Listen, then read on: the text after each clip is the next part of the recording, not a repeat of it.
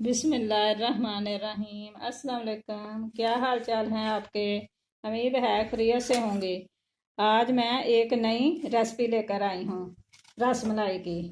पहले तो हम रस मलाई डिब्बे की बनाते थे, वो भी अंडा डालते थे और ऑयल वगैरह डालते थे। आज मैं डिफरेंट तरीके से रस मलाई बनाने लगी हूँ। ये है ब्रेड।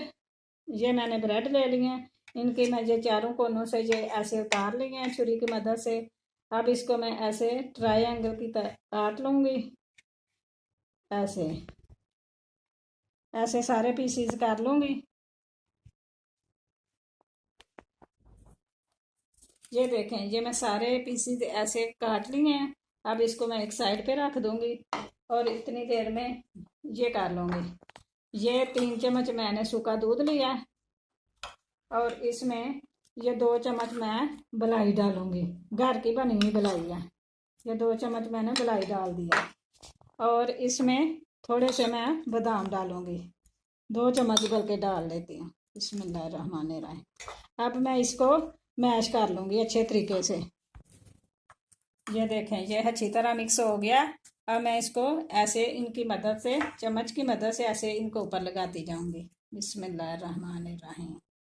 ऐसे अच्छी तरह इसमें लगाऊंगी और ये एक इसके ऊपर रखती जाऊंगी जैसे। इसका अब कुछ भी मैंने नहीं करना। ये थोड़े से बादाम मैं इसमें ऐड कर देती हूँ। ये दूध है, 1.5 लीटर दूध है। इसमें मैंने 2 चम्मच चीनी डाल के उबाल लिया है और इसको ठंडा कर लिया रूम टेम्परेचर पे। और ये इसमें मैं बादाम थोड़े से डाल दूंगी जायके के लिए। इसमें अब ये ऐसे ही इसमें रखते जाना है। बिस्मिल्लाहिर्रहमानिर्रहीम। इनको कोई गर्म नहीं करना, कोई कुछ नहीं करना। बिस्मिल्लाहिर्रहमानिर्रहीम। ये देखें, ये मैं एक एक करके इसमें सारे डाल दी हैं।